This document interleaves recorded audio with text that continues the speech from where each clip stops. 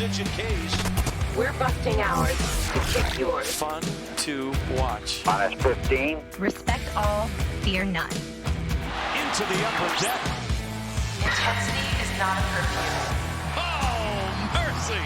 5, 4, 3, 2, 1.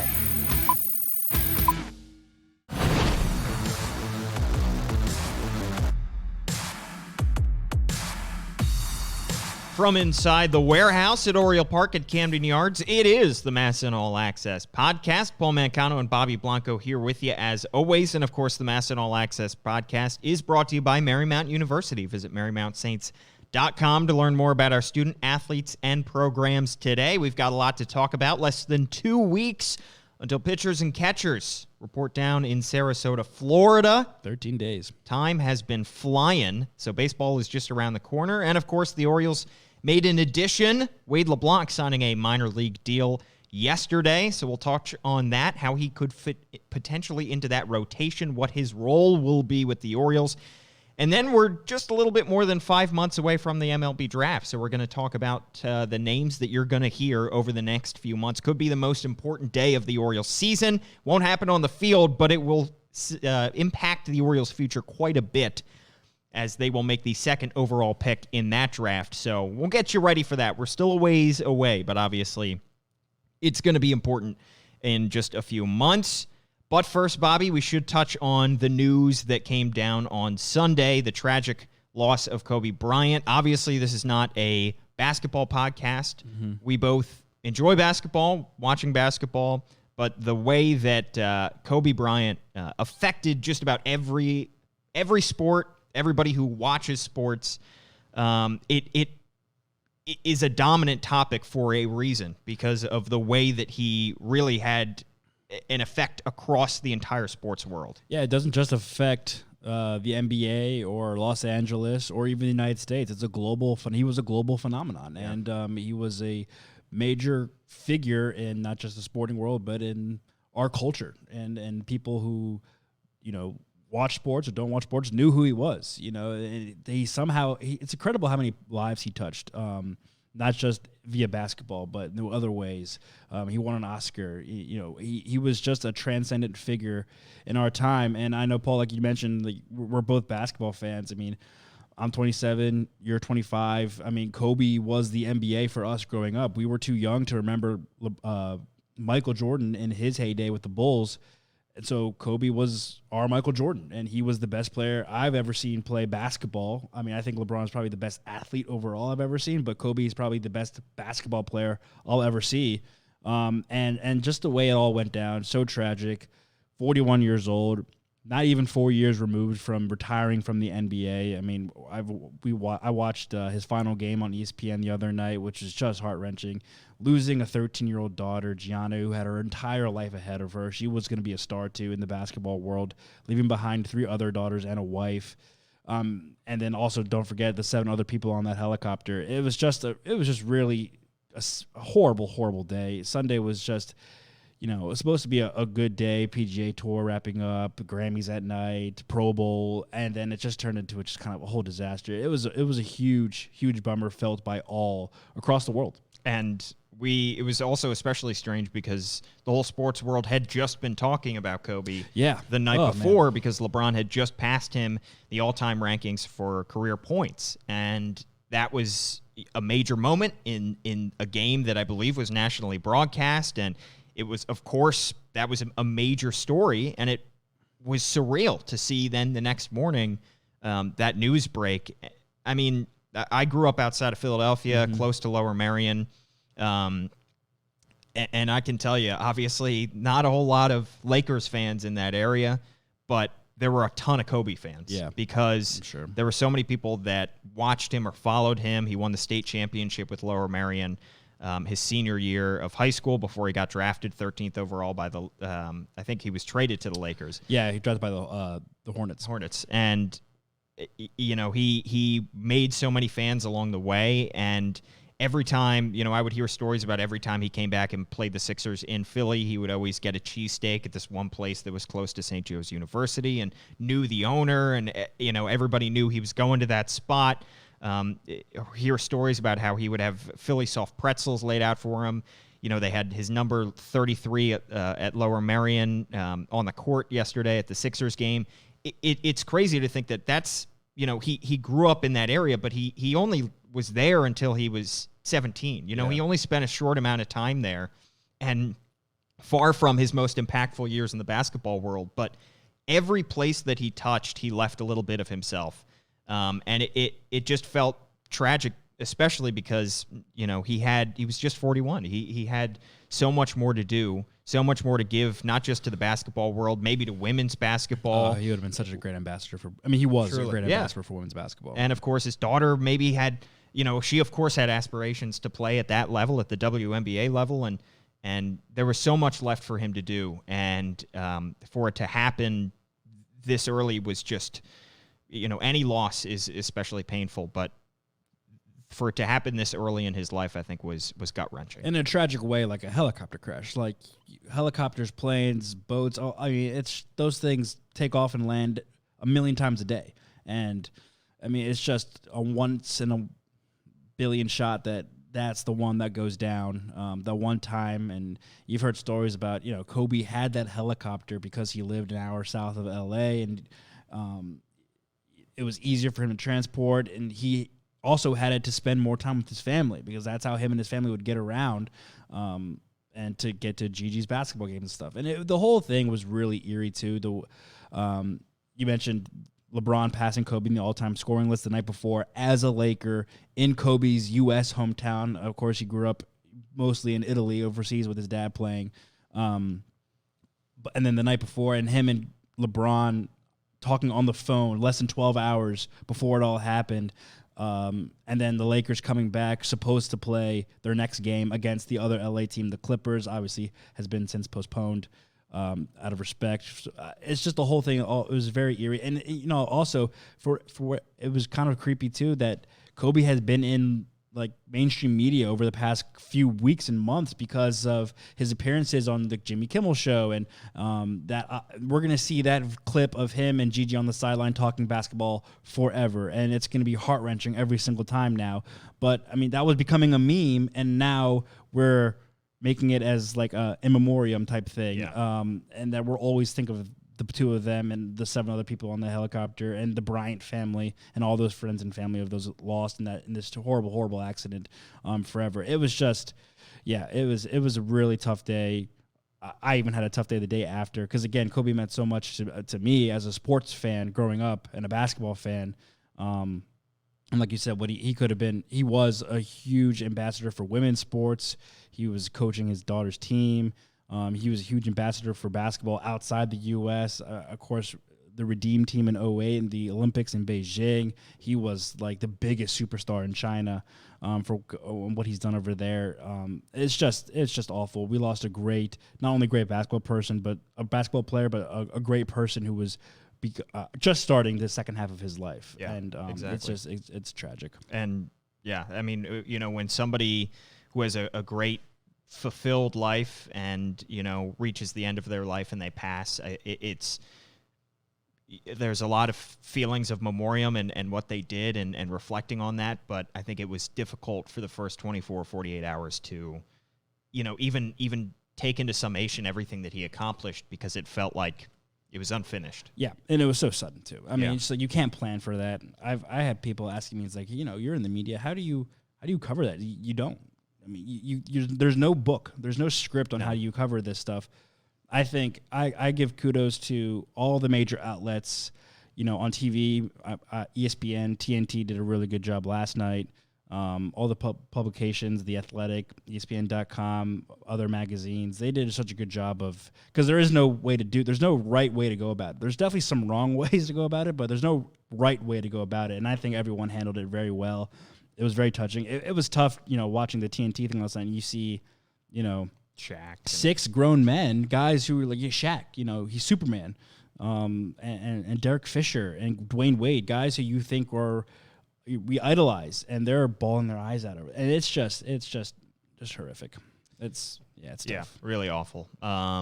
And, certainly it's something that will be on our minds for the coming weeks, for the coming months, and years. And really tragic. But because of the way that he was able to affect sports, able to affect the public consciousness, we had to talk about it. It's just you talk about it with everybody. Even people that don't know sports, that don't watch basketball, they knew who Kobe Bryant was. Yeah. And that news affected them. He was a great father, husband, activist. Yeah. He was so much more than a basketball player. He really was. All right. Well, we will flip the script, as difficult as that is, to talk about some baseball. The Orioles, as mentioned earlier, made an addition, signing left-handed pitcher Wade LeBlanc yesterday. We've talked ad nauseum over the past couple weeks and months of this offseason about how the Orioles rotation is very much unfulfilled. A lot of empty spots in that rotation. You can potentially fit Alex Cobb into that rotation if he's healthy. You, of course, have John Means. Asher Wojciechowski would be a de facto starter just based on the lack of names there. Then beyond that, not a whole lot. You have Michael Rucker, who's that Rule 5 pick, but not too many options in that starting rotation. And now the Orioles get a guy who potentially, 35 years old, has plenty of starting experience and could slot into that rotation within the first week of the season. Yeah, this is a guy, this is, like you said, on top of the Orioles' priority list for most of the offseason. And this is also the time of year, like we talked about at the top of the show, less than 2 weeks from spring training, pitchers and catchers reporting. If you're looking for pitching help, this is the time of year you're going to get a lot of these minor league signings with invitation to major league spring training, some journeyman guys who are looking for their next job, next opportunity, and that's Wade LeBlanc in the nutshell. Journeyman, he's been pitching since 2008, multiple teams, hasn't really stuck around too much in one team since his first handful of years with the Padres. I think it's interesting too because he kind of fits two roles. You mentioned that he's going to be fighting for a rotation spot, but he's also been used as a reliever as of late in his career, more recently. But I think his games, appearances, and versus starts is split. They're almost half starts, half 114 starts, 120 games out of the bullpen. So it's a guy that you're bringing in that cheap, obviously minor league deal. Give him a shot for the remaining 2, possibly 3 open rotation spots. And see what he can do. And if worst case scenario, he becomes a long reliever for you. Because again, we talked about how much Mike Elias has been focusing on trying to get rotation help, but they also need bullpen help. They have plenty just need pitchers. Right. They have plenty of they're not short in bullpen arms, but talented arms, guys that they can use periodically throughout the season and on a consistent basis that eat up innings. This is a guy that can fit that mold. And I think you touched on it in our notes here that he actually found a lot of success following an opener in the past couple of seasons. Yeah, I think that number of 120 games as a reliever can be a little bit deceiving, especially last year because most of his appearances out of the bullpen came in the first or second inning because he would come in after some reliever took the first inning for Seattle. Again, Seattle is a team that is in a very similar situation to the Orioles, so they were trying out some things, trying to fit some relievers into that opener spot and then putting a full-time starter who could eat up some innings right after that. So the interesting thing will be will the Orioles try a similar path with Wade LeBlanc? We heard at the beginning of last season they did a little bit of lip service to talk about, we could do an opener, maybe that works for us. They experimented with it very briefly, but they didn't really dive all the way in on that experiment.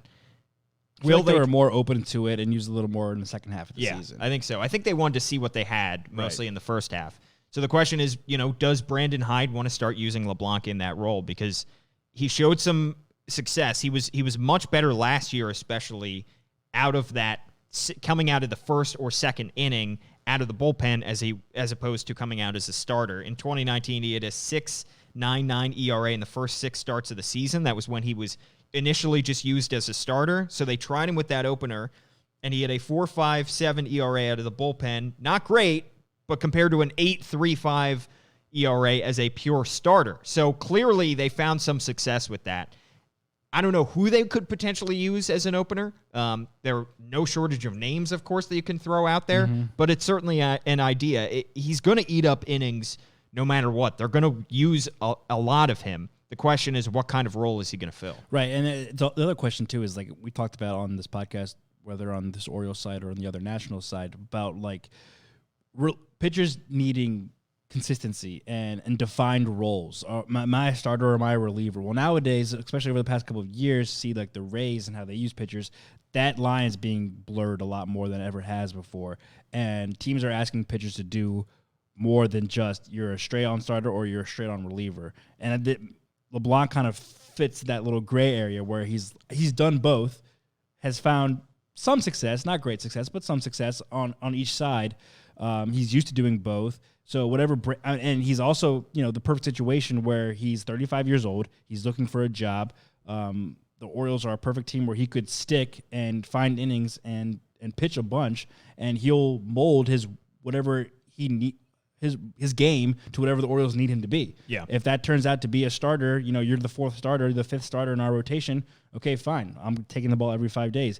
If we decide to go through the opener route and we're going to place you behind, we're going to stick out this young reliever that we have that throws heat for the first inning, and then you're going to take 2 through maybe 5, maybe 6 innings. All right, that's your role. Or we're going to completely scratch that, and you're going to be our long man out of the pen. You're going to be like our guy because John Means, for whatever reason, is great through 6, but then we need a guy covering 7, 8 into the 9th or shorter or emergency start type situation. So he fills a lot of different roles, and I think it's a good situation for him where he could mold however he wants to what the Orioles need. Yeah, and I think it's a situation where one could help the other. Right. If you do go with an opener, I honestly think that might create some opportunities for some of these relievers, especially some of the younger guys that we saw struggle. Obviously, pretty much nobody besides maybe Michael Gibbons had an average or above average season out of the bullpen. We saw a lot of guys struggle. I think of a guy like Paul Fry, who had a great 2018, showed a lot of promise in his rookie season, and then last year started out the first half of the season pretty good, then struggled down the stretch. And I think part of it is these guys were thrown into some difficult situations. So many of these guys had to get multiple innings. So many of these guys had to get out of bases loaded jams, had to get out of situations, and that might have hurt them. That might have just created a more difficult opportunity for them. But if you think about Paul Fry last year, just to use as an example, had a 236 batting average against in his first 25 pitches of an outing. But if he threw 26 to 50, that leapt up to 375. No. So obviously, if he limits the number, they don't want him out there for any more than one inning, ideally. And that's a lot of relievers, just because teams, see their stuff after, they have several good pitches, but teams get the repertoire, they see what they have, and then they start hitting them. So if you have a guy like Paul Fry or somebody else as an opener, just get through the first inning, just get through a clean first inning, and then you have a guy like Wade LeBlanc that can come in and do 2, 3, 4, 5, maybe 6, can get, 4 or 5 innings after that. That could help the confidence, could help the numbers of a young guy who's a reliever, and can also help your team win some ball games potentially. Yeah, and I think that also helps where, we talked about how many young arms they have, not just on the 40-man, but look down in the minor leagues and the farm system that we're probably going to see at some point this season. These young guys are still figuring out ways to get guys out at the major league level. They're so young and have only touched them. Think about Hunter Harvey. Yes, he was great after making his debut. We saw a lot of good stuff out of him, but it was a very limited action. We're going to see maybe a full season of him. He might be a different talent. I mean, obviously a top draft pick from years past, but is he going to be one of those guys that can consistently he's still figuring out how to get guys out at this level. LeBlanc, again, 35, has been there, done that. He can not only eat up those innings, but also be kind of the guys like, hey, because he's now making his living.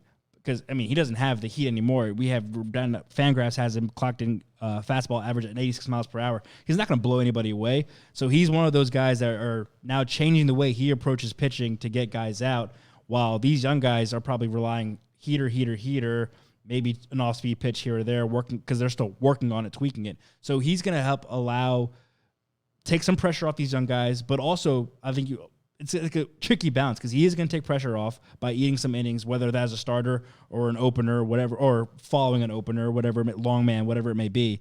But also, if they go the route of an opener into a long man, that's 5 to 6 innings that aren't being eaten by a starter. They're going to be eaten by a young guy coming out of the pen. So it's kind of tricky. It's a funny little balance of where there's going to be opportunity there, but it's also going to be kind of limited because LeBlanc is going to take these extra innings off their workload. Yeah, and I think partly the idea with that is if they do go with an opener or even not, LeBlanc, as you mentioned, 86 miles an hour. He has never had a blistering fastball, and especially at 35, it's not going to be especially high. Right. It's going to be interesting to see how much he uses it because he barely used it last year, 28.1% of the time, which was a career low. So he's clearly relying on more his off speed. But no matter what, those hitters are going to see 86 miles an hour at the most. What if you had a guy like a Miguel Castro who can throw 97 as an opener to start a game? He blows through the first inning, maybe gets a couple strikeouts, and then hitters then in the second inning have to adjust to a guy who can only top 86 miles an hour. Yeah. That might throw, I think that's part of the idea, is that might throw opposing hitters for a loop there. Yeah, it's kind of like, all right, okay. Yeah. It's sending that lineup through a roller coaster of different pitches and velocities that you're going to see. Speaking of different pitches, they also, signed this, what's his name? Mickey Janis, who throws a knuckleball. So that's another knuckleballer. He's only on a minor league deal. He didn't have an invitation to Major League Spring Training, but he could pop up to Sarasota it's not Sarasota. He's at Twins Lake Park, but to the complex every once in a while. Maybe that throws in a quote unquote knuckleball into the mix of the same idea. But you also mentioned eating up these innings for these young guys. At the same time, you bring up a Miguel Castro. We're also getting to a point where some of these guys need to shut up and pitch. It's like enough making excuses where, he's a young guy. Either you have it or you don't at some point. Talk about Paul Fry. He's only been here for a handful of seasons, has a limited number of major league experience. But a guy like Castro, this is a guy, LeBlanc, that could fill that Castro role. Of that long reliever. He doesn't have the firepower that Castro has, but if he can figure out a way to get guys out in an unconventional way other than just throwing fastballs, then Brandon Hyde's gonna be more likely to turn to him than Castro if he starts struggling. Yeah, exactly. And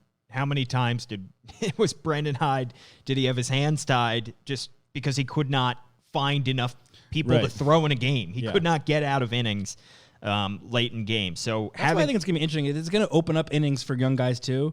And you talked about some guys are put in tough situations. Well, the team's not great. Tough situations are going to come more often than not. So take that with a grain of salt. But at the same time, there might be some more innings for young guys where they're being Brandon Hyde's like, we have no other choice. We have to throw him in and see what we have. Yeah, and I think a guy like Wade LeBlanc has a little bit of a lower or a higher floor than maybe somebody like a Dan Straley who barely lasted with the Orioles. I think he's just a slightly, the fact that he has been fairly durable over his career. I know he's 35, but just looking to eat innings, that's pretty much the baseline for a deal like this. And, not a major league deal. So only a minor league deal, it gets $800,000, according to Rockabaco, I believe, if he makes the roster. So, they clearly did not risk a whole lot to get this guy. No, and durable too. He looks like he signed.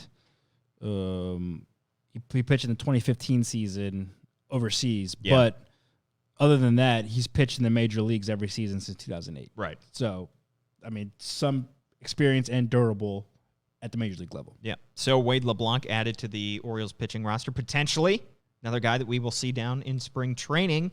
We are just a little bit more than 5 months away from the MLB Draft. It is the second week of June.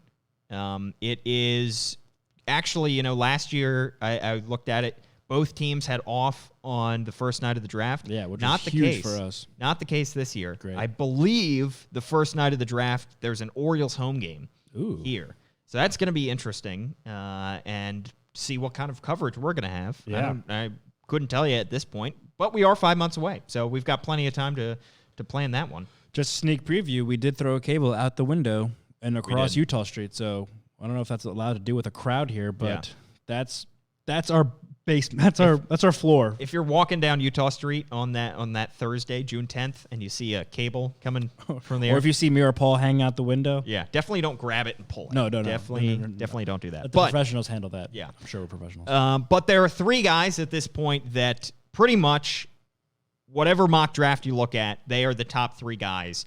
at this point. The order of those three guys is TBD. We still, I've seen some where we've had one guy at the top, one guy third, but pretty much these three guys are Austin Martin, not the car, Emerson Hancock, and Spencer Torkelson, which, by the way, three of the best names that I've ever heard. Strong names. Really strong. Emerson Hancock. Basically a fancy car. Emerson Hancock, which sounds like, he was the Colonel Sanders' right-hand man. Mm-hmm. Just like... Yeah, sounds like he was in a duel years ago. Yeah. And like the Revolutionary War. Yeah. And Spencer Torkelson. Like, I've heard tank for torque. Tank for torque. I like that. And you know that if Emerson Hancock gets drafted by the Orioles and he signs his deal, we're going to see some... He's going to need his John Hancock. Right Emerson Hancock right there. Yeah. So these three guys we're going to touch on He'll never get old of that. Yep. Very briefly because they still have some baseball to play, and we still have yet to see, how their 2020 seasons are going to go and how that will impact their draft stock. But let's start with Austin Martin, not Aston Martin. Austin Martin. He's a junior from Vanderbilt. He is a third baseman. He is 6 foot, 170 pounds. He bats from the right side of the plate, and I like him a whole lot. He, in the 58 games last year for Vanderbilt, hit .407, 10 homers, so just a little bit of pop, 45 RBIs. He had more walks than he did strikeouts. He had 19 doubles, 3 triples. He's a great base runner. He, honestly, I've watched just a little bit of him, and I'm no scout, but at least his swing kind of reminds me just a little bit of Adley Rutschman. I know Adley is a switch hitter, but Martin from the right side of the plate has such a short, compact swing. He gets to the ball quickly, nothing too fancy, but he does have a little bit of pop. I like a lot of what I've seen from this kid. Yeah, and I love the fact that, and it's hard to do too, cause, well, I don't know, maybe not, but it's hard to do at any level, I think, in baseball to walk more than you strike out. I mean, that is pretty impressive. That's a patient hitter. That's a guy who knows what he's looking for, has a calm presence at the plate. You mentioned short, compact swing. He trusts that swing. He knows what he's going to do with it. The average is through the roof, but we see that a lot in college. And the on-base ability. He's quick. He steals bases. I believe he has 40 career stolen bases already, just through 2 seasons. And obviously the 2020 season's underway. So yeah, he's a pretty close to a 5-tool guy. Speed, power. I haven't seen too much of his defensive metrics, but if he's playing third base or shortstop, I can't imagine he's that bad for Vanderbilt. Yeah, he's was mostly used at third base last year. Doesn't quite know exactly where he's going to slot for the majority of this season. Can play short. I've seen he can play all over the diamond, too. Yeah, the coach at Vanderbilt also manager, that he can play center field, potentially. He has the speed. He had a bunch of arm injuries in high school, so the only questions would be with his arm strength. But, from what we've heard, solid defender at third base, and obviously a position that is of importance in terms of team fielding. Yeah, and on the Vanderbilt website, he's listed as a utility position. Right. So it's like he can play anywhere you want, and you have that. He is, I think, listed as the best pure hitter in this draft, and with Torkelson right behind him as the best power hitter. We'll get to him in a second. But if you're just getting, he is just your ideal third base / shortstop infielder prototype. If you're going to build a player to start MLB The Show, this is probably your starting point right here. And he's just kind of a guy that checks all the boxes. Yeah, and especially for the Orioles, obviously, they have needs all over the diamond, but to get a cornerstone, on the left side of the infield would be of massive importance, I think, going forward. Yeah, and especially since, you drafted a guy like Ryan Mountcastle and then tried to put him at third base, and that never really turned out. They haven't had a solid, third base / shortstop prospect since Manny Machado. Right, So exactly. That's your next Manny Machado, ideally. Yeah. And I mentioned Adley Rutschman. The comparisons go even deeper than just his swing. National champion. They won the national championship. As Vanderbilt does. He was drafted in the 5th round by the Dodgers out of high school, which is pretty high for a high schooler to go. But he chose to honor his commitment to Vanderbilt. And there was a quote from him saying, he really loves team baseball. I just wanted to play in that team atmosphere for a few more years. So he said, going to minor league camp would be his job, being a minor leaguer, and he wanted to be on a team where he could just go out and play, and not have to worry about it being his job every day. loves the team atmosphere. He seems kind of in that mold of a team-first guy, an extremely competitive guy, and a guy that, you could potentially build a team around just based on his personality and character. Yeah, you would want him paired with Adley Rutschman being like the two faces of the rebuild. Like they're two. Yeah. I mean, we talked about this too last year with our draft coverage about how Adley is also just like he's the captain, and that comes a lot with catchers. Obviously, they take a lot of leadership on baseball squads, but there's the guy that everyone turns to, enjoys the clubhouse, enjoys the game, is a student of the game. Really wants to just not only improve himself, but the team that he's on. It's an impressive factor. And we know from the time talking to Mike Elias last year about the draft, that's something that they consider when drafting players, that character aspect, especially with a rebuild like this. Are you a leader? Are you going to take control of this and become, the guy, a face of the franchise for years to come? Yeah. All right. Austin Martin, one of the first names on the list. Second name on the list we're going to talk about, right-handed pitcher Emerson Hancock. He's a junior from Georgia. Big dude, 6'4", 213 pounds. He's a righty. In 2019, 14 starts, went 8-3 with a 1.99 ERA, pitched over 90 innings, 97 strikeouts compared to 18 walks, and a minuscule .84 WHIP, which was third in the country. It allowed 0 or 1 run in 9 of his 14 starts. Apparently, he has the tools. He's got a blistering fastball, from what we've heard, and he's got some other off speed to work there as well. So Emerson Hancock, if the Orioles do want to add to their pitching, and Mike Elias has had, almost all of his offseason moves, especially this offseason, have been geared toward pitching. We know that they have a couple guys in the system, but Emerson Hancock is an interesting guy if they want to draft him at number 2. Yeah, he is, and he is probably the best power pitcher in this draft. Like you mentioned, the size. He has the size. He's built like how you would build a power pitcher. I mean, he's 6'4", over 200 pounds. Can throw the thread off the ball. And he's doing this in the SEC, which is like the best college baseball conference in the country. So he's not going against, mediocre hitters day in and day out. No, he's going against the best of the best. We just talked about one of the best players in Vanderbilt. He's doing this at Georgia against some of the best teams in the country. You think about programs like LSU and Florida he has to go up against every year. Auburn has a great baseball program too. So he's not going against slouches, and he is putting them down. To have an 8.4 WHIP in 14 starts, most coming in the SEC, is insane. To have almost 100 strikeouts and less than 20 walks is insane. So it's obviously jumping from college to the pro level at any level is a huge leap, but I mean, he has the numbers to back it up in a tough conference. I mean, I've heard scouts basically call the SEC like, if there's high A ball, low A ball, SEC is like low A ball. Like it's basically minor league baseball, how good the players are.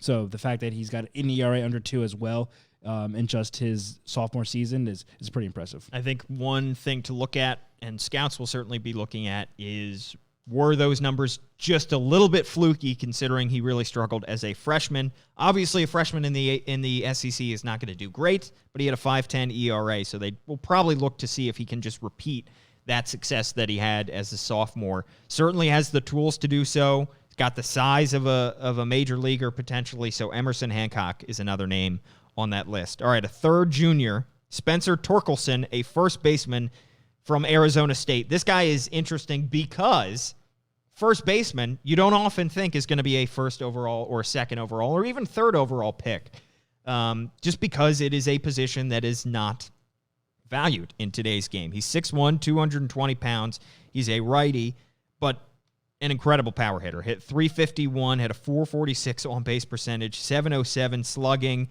23 homers, 66 RBIs in 57 games, 41 walks compared to 45 strikeouts, so he walks a ton as well.